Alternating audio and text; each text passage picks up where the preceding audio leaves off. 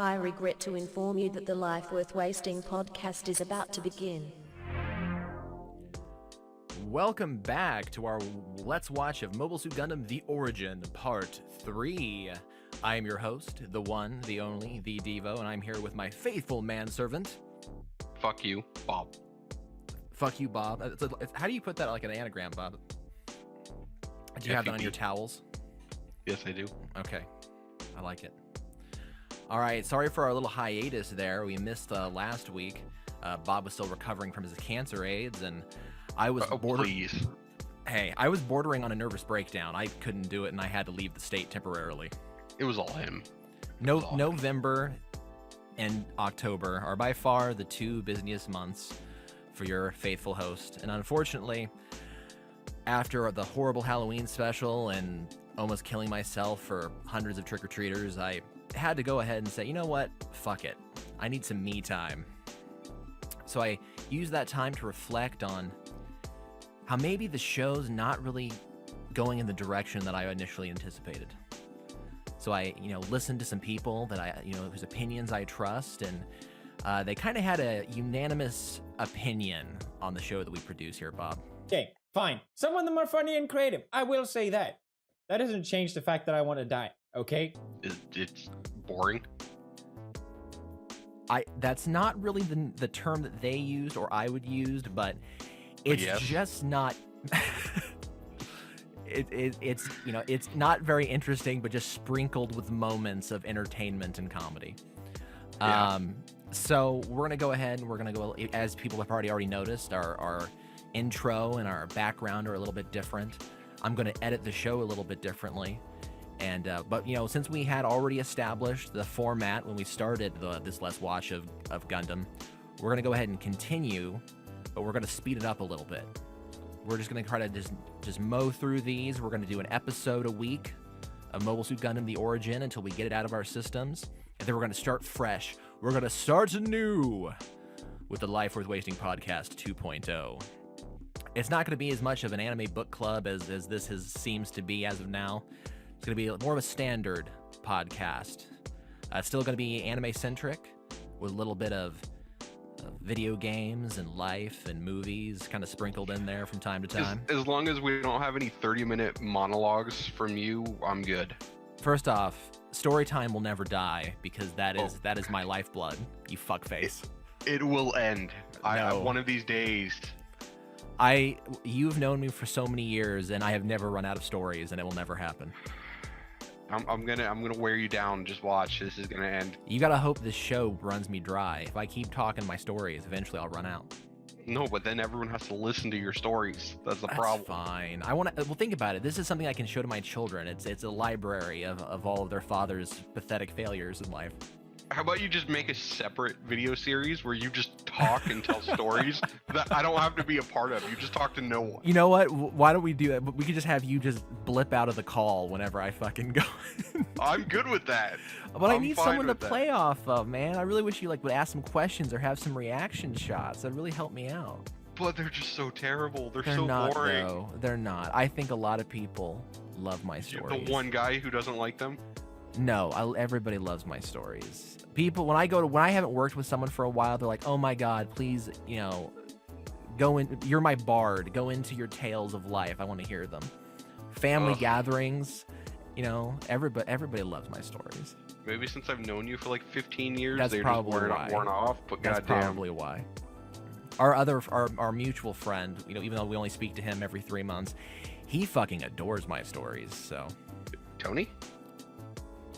Thank you for name dropping him. Hopefully he's cool with that. We will continue. It doesn't fucking matter. No one knows. That's fine. And I talk to him once every 3 years. He will guest spot eventually. We're spending way too much time, showing how the sausage is made, not actually talking about our wonderful Mobile Suit Gundam The Origin Part 3.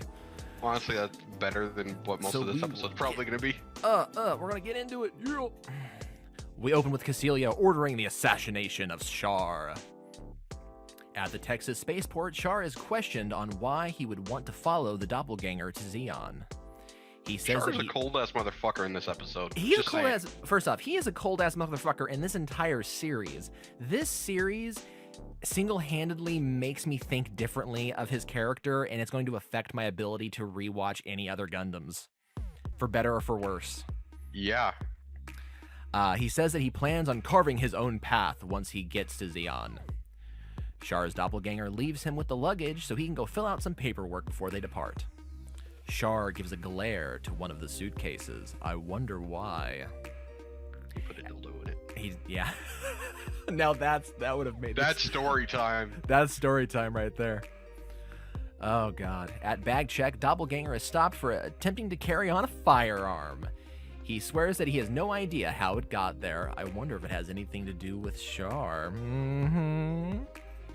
Security asks to have a talk with him when he's pulled aside by Char with an idea to head to the restroom before so they can switch places, allowing the doppelganger not to miss his academy entrance. Would security allow that? Like, sir, I don't know.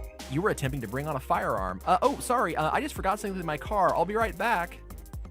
No, you're not leaving that airport. You're not going to the bathroom. They're gonna have you in cuffs or have a gun pointed at you real fast. Well, actually, that's not true. You can take firearms on the airport. You just have to have them checked and you have to have them locked. I understand. I know. But what I'm saying though is that he's claiming he doesn't know of the firearm, meaning that something suspicious is going on, and they demand to question him about said firearm. It's very suspicious, especially when he's like, "Oh no, I'll be right back. Nothing to see here, folks." He definitely would be missing his flight, though. He would. Yes. All right, so after they switch clothes, Doppelganger heads to the spacecraft as someone following him signals his departure. Also, it wasn't just one person signaling his departure. There was many people following them through that airport. I'm not sure if all of them were working for Cassilia, but we know at least one was. Soon after leaving dock, the craft fucking explodes, with a fiery Cassilia stating how Char brought this on himself for attempting to return to Zeon. That scene was fucking gorgeous. The fire turning into her face, and then her eyes, like her face fading away, and it's just her eyes in the blackness. I'm gonna throw that up on screen because goddamn, that is gorgeous, and that got me so pumped for the rest of the episode, which is pretty good overall. But there's a lot of really weird shit in this episode that I'm gonna point out. This was the point where I started not liking Char. I stopped liking Char last episode when he was just a crazy asshole trying to like beat a guy to death.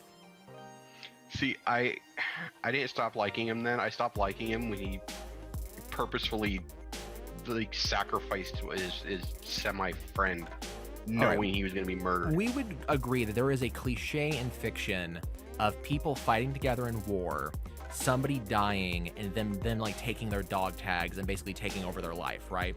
That's a common thing in fiction. I always thought in my head that is what Char did, because it's a classic military story. No, he's a crazy asshole who had a man murdered so he could take his place. Yep. Way more fucked up. Char arrives at the academy with the papers he stole off his doppelganger, arriving only a little late. I guess there was another craft about to leave headed to the same place that was not held in docking bay after the previous ship was fucking exploded. But okay. He's seated next to a friend of the now dead doppelganger. He notices that Char seems to be acting a little different. Char says that now that they've joined the military, it's time that they start acting like adults. I guess that's okay cover? Maybe? Also joining the military academy, Garma Zabi. Well, we kind of expected that. Sometime after, we get several scenes of Char showing off that he's the best at everything, for whatever reason, and how Garma is overshadowed by his abilities. I'm not going to go into detail about what happened, it's just a montage of nothing. During math class, Garma is asked to solve a problem on the board. He hesitates, and Char takes the opportunity to whip his dick out and lay it on the desk, solving the equation. Garma later, with his Cobra Kai rejects, stops Char outside, demanding an explanation for his transgressions in the classroom. One of Garma's yes men grabs Char's shoulder. Also, all what the fuck was this? I don't know. Also, they all look goofy and weird and have fucked up lips and like freckles and shit. Very strange. You think Garma would have like more elite people around him than these fools? Char gives him a death glare, flicking his hand off him, sending the guy flying backwards, destroying part of the sidewalk and falling into a bush.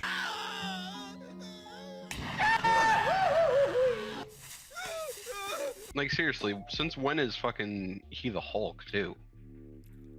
Why was the man so terrified by the death glare? He was like, I don't know. he was like pissing himself.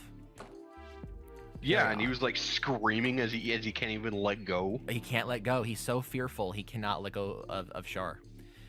Dozel looks over Char's grades and file when he notices that he's listed as having an eye ground pigment abnormality, which is why he's allowed to wear his sunglasses during class. That made no sense to me.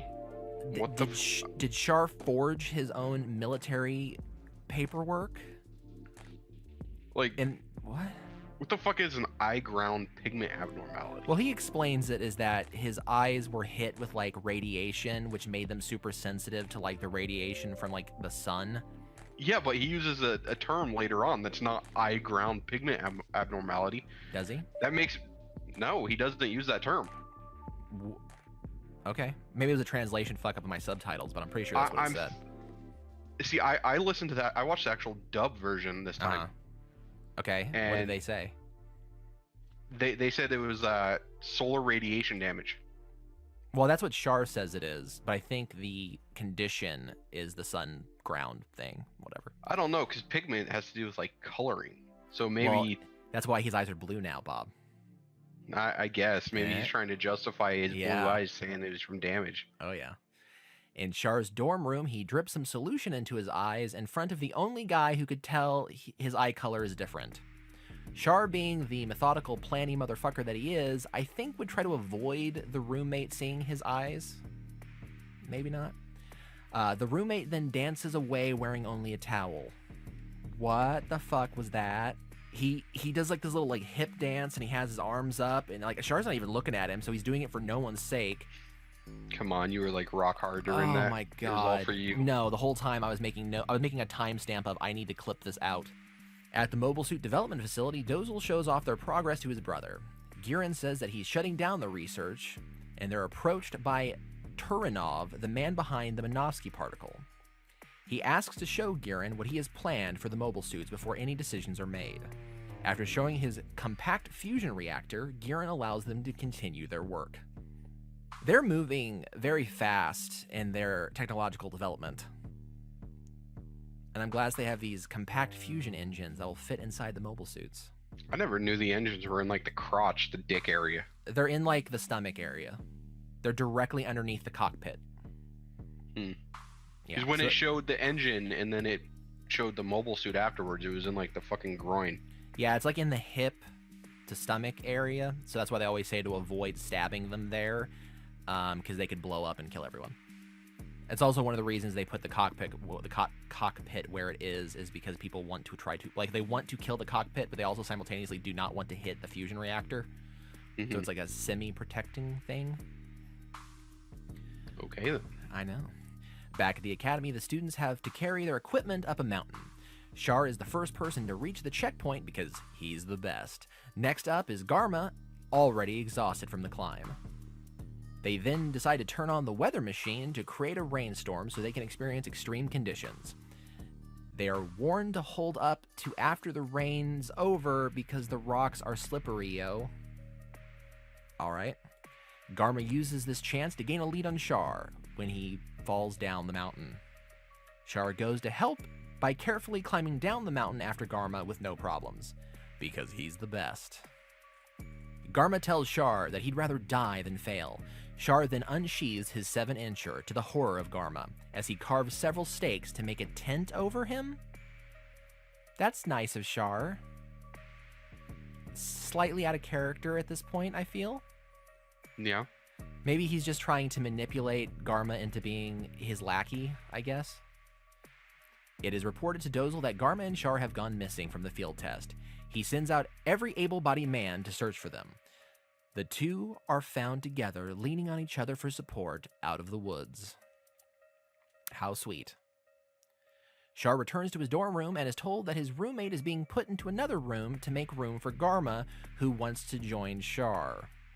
AKA suck his dick. And then I remembered that most of the hentai about the original Mobile Suit Gundam series that is gay is between Char and Garma. And this just plays more into that. So good for those people who love that.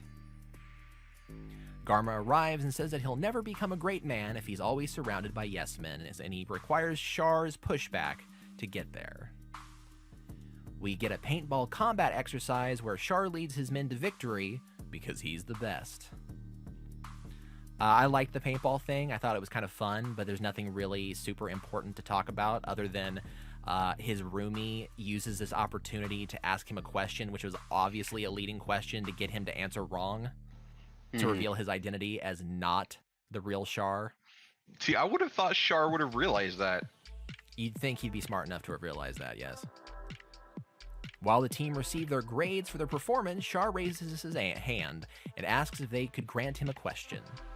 The officer calls his questions insubordination and demands that he removes his sunglasses. Char says that he's allowed to wear them due to his condition. The officer then slaps them off his face and bruises the fuck out of his cheek. The other students demand that the officer return the glasses in a chant and how he should apologize. The officer, scared for his life, picks them up once Garma joins in. I actually really liked this moment. I don't think it would ever happen because all of those people would be fucked for doing that. At least in our military, they would.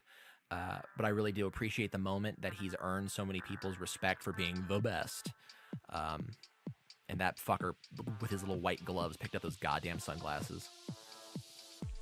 The next day, a Federation ship demands to port, but is told to wait because there's already another ship on the way out. The Feddies say that since they're on an official business, the other ship should move. Zeon, not wanting to cuck, refuses. After a small collision, the Feddy ship malfunctions, crashing into one of the base's agricultural buildings, killing hundreds and shoring up their food sources. Zeon, in a rage after the tragedy, finally demand their independence from the Federation.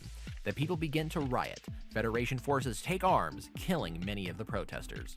They fucking just opened machine gun fire into those people, man. God fucking tank rounds into groups. Blowing up cars and shit. I'm pretty sure they blow up that fucking statue of Daikun, too. Yeah, that was fucking... That's whoever hardcore, made man. that decision was not a very smart Fucking person. stupid. I mean, you better be ready to kill literally every man, woman, and child in that goddamn colony, because they're going to be coming for you now. Yep. Char and Garma are on cleanup duty when they see a large Federation military ship coming into Zeon space. Char believes these units are coming to finish off the uprising. At the academy, Char pulls Garma aside to tell him of his plan to assault the Federation barracks. He says that even though they have 10 times the amount of men, they'll be able to win with a sneak attack. Sure, yeah, I guess. I don't know. He seems to have thought this out, but these are also students, not trained military. So I'm less interested in the numbers as the experience level. Well, they are trained military. They're just not experienced military. They're mostly trained military. I'm pretty sure that was at the end of their academy. Yeah, I guess. We really don't know the timeline here. The mission is about to begin when Char is stopped by his old roommate that says that he knows of Char's true identity and how he's happy to keep his secret to help the Daikuns return to power. He offers Char a pair of goggles that are less likely to fall off during battle.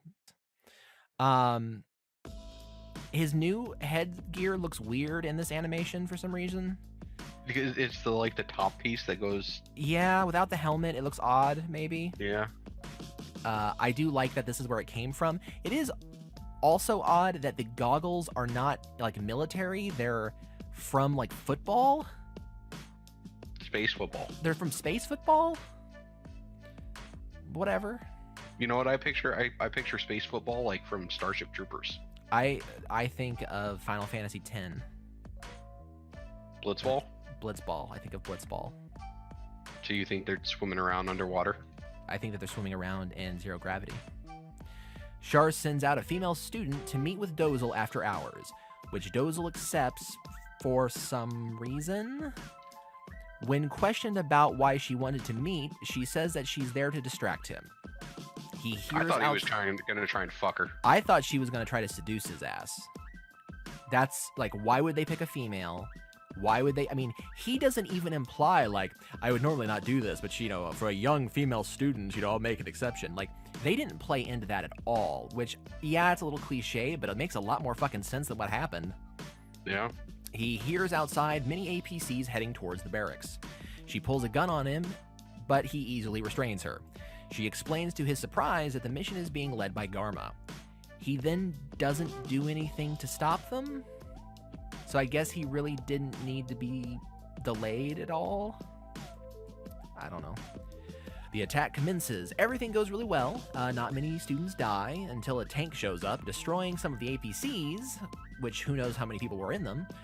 Char tells his ex-roomie to go and take out the tank. As soon as he said that, I was like, oh, okay. So he's sending him on a suicide mission to get him killed. I'm like, all right. Yep. But then the guy takes out the tank with like little to no trouble, like in a really impressive way. All right, but little does the roomie know that Char didn't inform the other soldiers of the plan to take the tank, which ends with them blowing up the tank and killing the roomie. Lucky for Char, I guess.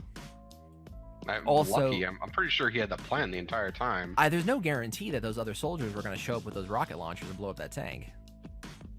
I don't know. But yet again, he, orchestrated the death of another innocent person. Char then takes the headquarters building, ordering the leaders to have their men lay down their guns, winning the day because he's the best. Dojal shows up hours later to hug his little Garma. Char looks on at the red morning sky and says to himself that I rather like the color red. Which, you know what? It's a little corny, it's a little lame, but I'll take it. It's kind of a cool moment. That's where he gets his red love. Not just like fucking our boy Stash Man who just has everything blue. Yeah. Cuz. Also, no Stash Man in this episode. A little disappointing.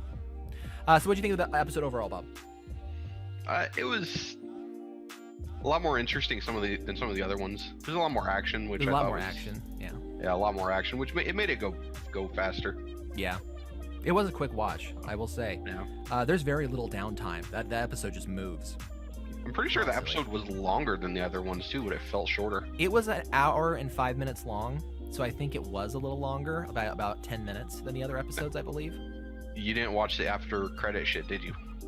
I did. I just don't give a fuck about the Amuro stuff because I feel like it's completely irrelevant to what's happening. Yeah. Because him going to Side 7 or whatever doesn't matter.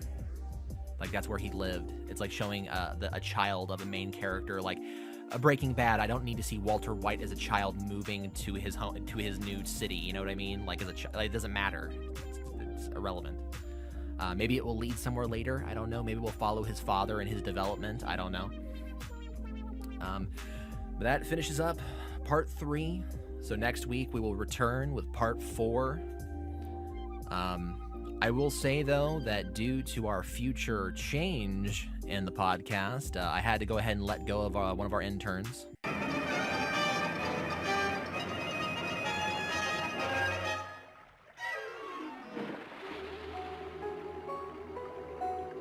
And just fire them all. No. Intern 1 has been with us from the beginning, okay? She is very loyal, and she will stick with us. Also, I need her help. But I will say, with the loss of Intern 2, the memes, video clips will suffer a bit. That was kind of her forte, but, accidents happen, and you gotta move on and take them in stride. All right, so I'm gonna go ahead and finish this up here. Thanks, everybody, for joining us on this episode of the Life Worth Wasting podcast. We'll see you next week. This is where you're supposed to say bye. Bye-bye. See ya. There you go. Good boy.